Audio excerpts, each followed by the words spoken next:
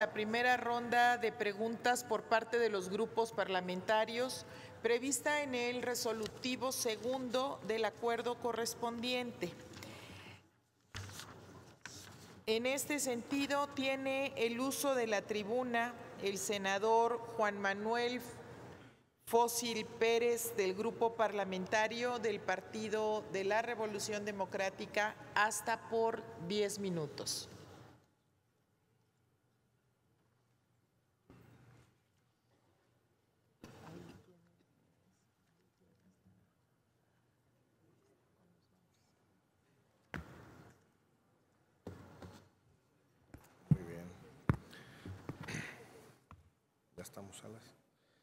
Buenas tardes, compañeras senadoras y compañeros senadores. Con su venia, señora presidenta. Adelante. Ante la difícil situación económica por la que estamos atravesando, celebro el recibir en este Senado de la República al secretario de Hacienda y Crédito Público, doctor Arturo Herrera, pues considero más que pertinente su visita para hacerle diversos cuestionamientos y puntos de vista que nos atañen a todos los mexicanos. Me gustaría comenzar diciendo que el gobierno actual se está topando contra una realidad que imaginaba inocentemente distinta, particularmente en el tema económico. Me explico. El gobierno, como todo actor razonable, contaba con una gran cantidad de deseos, así como promesas que cumplir. Muestra de ello son las enormes cantidades de recursos que se han destinado a programas sociales, pensiones de adultos mayores, Sembrando Vida, Jóvenes Construyendo el Futuro, discapacitados, entre otros. No obstante, descuidó un elemento central, su restricción presupuestal. Quisiera comenzar diciendo que el presidente en campaña ofreció que creceríamos al 4% anual. La realidad es que este primer año difícilmente llegaremos al 0.5%, menos del 1% anual.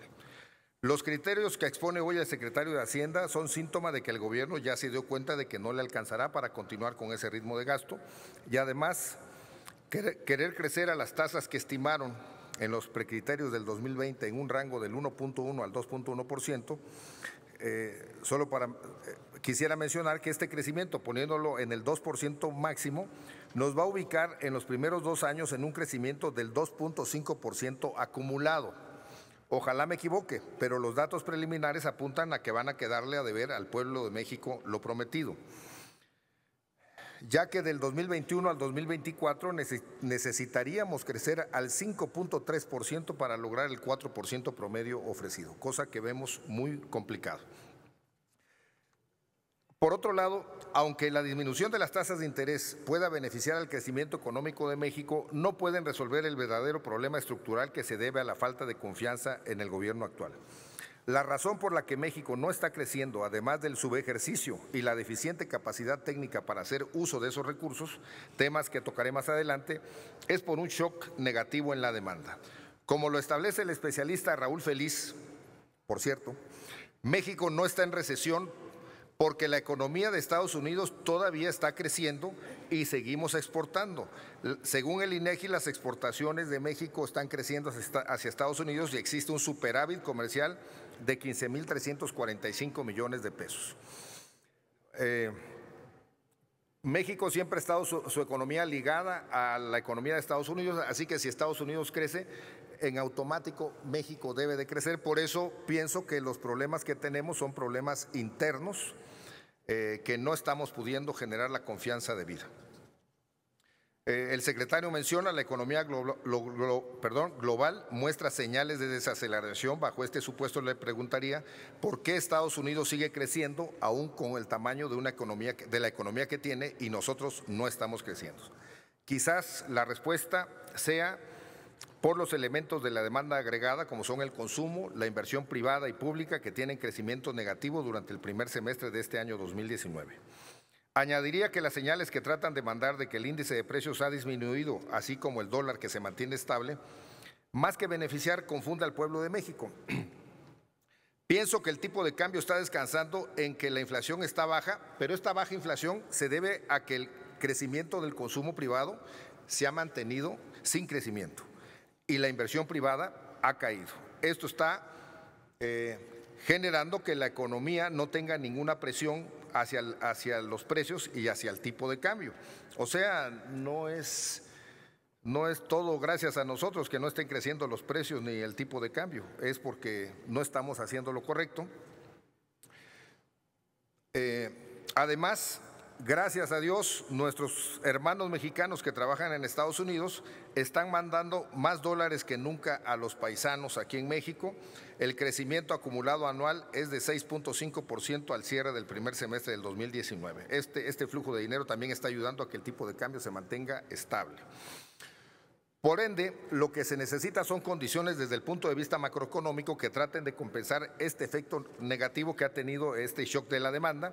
Necesitamos más inversión pública y privada en infraestructura y para que eso suceda necesitamos más confianza y más seguridad.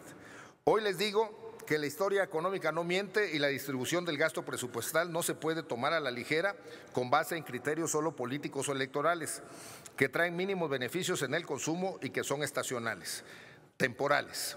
La asignación del gasto tiene que ir motivada por la generación del crecimiento económico, lo que quiere decir que se tiene que invertir en actividades productivas con urgencia.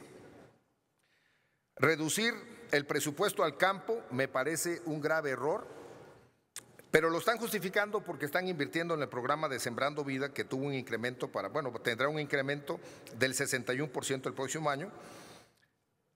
Mi apreciación es que está mal diseñado y que afecta al campo finalmente este programa, debido a que se está promoviendo la tala de los árboles naturales que hay en la región para poder sembrar las nuevas, con las nuevas exigencias, nuevas plantaciones.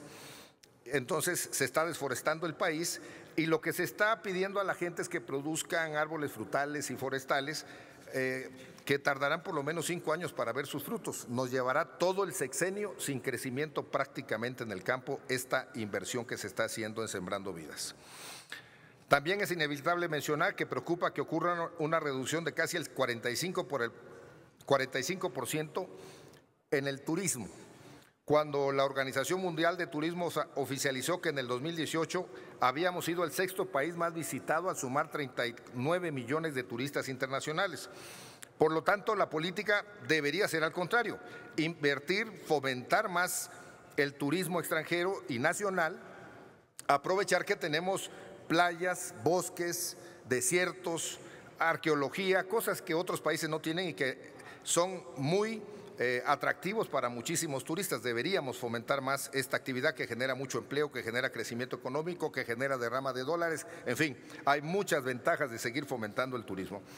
Por otra parte, quiero puntualizar sobre un comentario que ha estado haciendo el secretario Arturo Herrera con respecto a su deseo de que en un futuro cercano el Congreso apruebe que el Fondo de Estabilización de los Ingresos Presupuestarios pueda ser utilizado como medida contracíclica para estimular la economía ante la falta de herramientas de este tipo como el seguro del desempleo que tienen otros países, por mencionar alguno. Antes quisiera hacer un paréntesis mencionando que México cuenta con recursos para enfrentar periodos de alta volatilidad financiera. Entre ellos está la línea de crédito flexible con el Fondo Monetario Internacional, el Fondo de Estabilización de los Ingresos de las Entidades Federativas y el Fondo de Estabilización de los Ingresos Presupuestarios, al que me referí previamente. Estas fuentes de recursos sirven como apoyos a nuestra economía ante una brusca salida de capitales o una caída de los ingresos públicos. O sea, es más conveniente tener estos fondos que empezarlos a gastar en otras cuestiones que no nos generen ni la seguridad económica para emergencias y que tampoco vayan a fomentar la economía. Querer disponer del Fondo de Estabilización de los Ingresos Presupuestarios cuando el subejercicio del gasto público hasta el mes de junio es de 200,000 millones de pesos, casi el 1%, es contradictorio.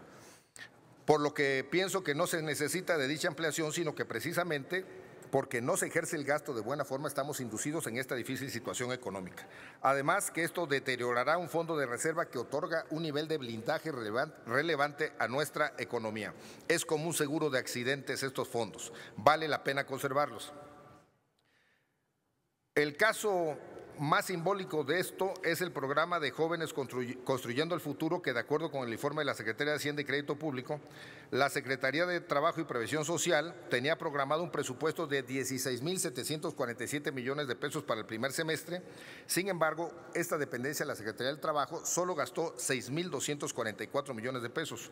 Tuvo un subejercicio de 10,502 millones de pesos. Estos son gastos que deberían estarse ejerciendo, son los subejercicios que se están habiendo en el sistema, y si no hay la capacidad de gastarlos, bueno, pues hay que aplicarlos en cuestiones que sean productivas. Y yo añadiría que en este programa de Jóvenes Construyendo el Futuro vale la pena revisar, secretario, que no se estén mal empleando estos recursos, porque hay una corrupción terrible que hemos venido denunciando desde el mes de abril, donde se criticaba mucho los moches del pasado, del 10%, pero ahora le están quitando a los chamacos hasta el 55%, porque de los 3,600 que se debe de apoyar con becas, solo le están quedando en la mano 1,600 pesos. Le están mochando el 45% prácticamente de su ingreso. Están robando a los jóvenes, porque joven que no quiere participar, lo dan de baja en las becas como becarios en el programa Construyendo el Futuro. Así que hay que vigilar mucho estos programas porque se están dilapidando el dinero público. Entonces, estamos en desacuerdo que se quiera aumentar impuestos, secretario, a todo lo que son sistemas de rentas de taxis, comercio, hospedajes por internet, como Uber, Didi, Airbnb, que usted mencionó, porque finalmente quienes van a tener que pagar impuestos son los trabajadores que tienen un ingreso mínimo, en muchos casos, y que ahora los van a obligar a pagar impuestos como si fuera una persona moral, y esto pues posiblemente haga que muchos trabajadores deserten de estas actividades y puedan dedicarse a otro tipo de actividades no benéficas para nuestra sociedad. Entonces se están imponiendo impuestos a personas físicas sin importar que los ingresos que perciban no sean suficientes para cubrir con un mínimo vital.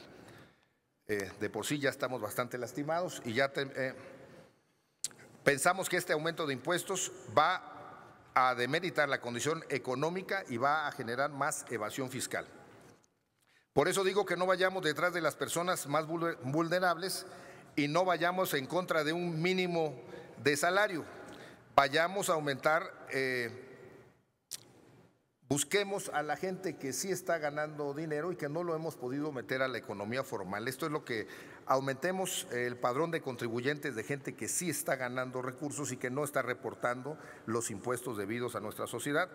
Y ya para terminar, con respecto a Pemex, comparto la intención de incrementar la inversión en 8,7%. para proyectos productivos como la exploración y producción terrestre y en aguas someras. No obstante, ante el incremento en los ingresos presupuestados para el rubro de combustibles, le pregunto, ¿cumplirán con su promesa de campaña de reducir la gasolina a 10 pesos por litro cuando en realidad necesitan lo recaudado en impuestos para financiar sus programas sociales? Quizá las refinerías no puedan generar la disminución del precio que se ofreció en campaña. Esto vale la pena hacerlo y además incrementar la producción en Pemex para dedicar este recurso a programas sociales me parecería muy irresponsable que solo se esté pensando en cuestiones que puedan beneficiar al partido en el gobierno en cuestiones electorales. Es cuanto, compañeros, la verdad es que estos son nuestras apreciaciones y nuestros datos. Y aunque no vemos que haya un futuro promisorio, le deseamos el mayor de los éxitos a este gobierno actual y que esta transformación que están ofreciendo al país y los otros datos que ellos manejen nos lleven al camino que ellos ofrecen. Muchas gracias. Es cuanto. Gracias, senador Fósil Pérez. Corresponde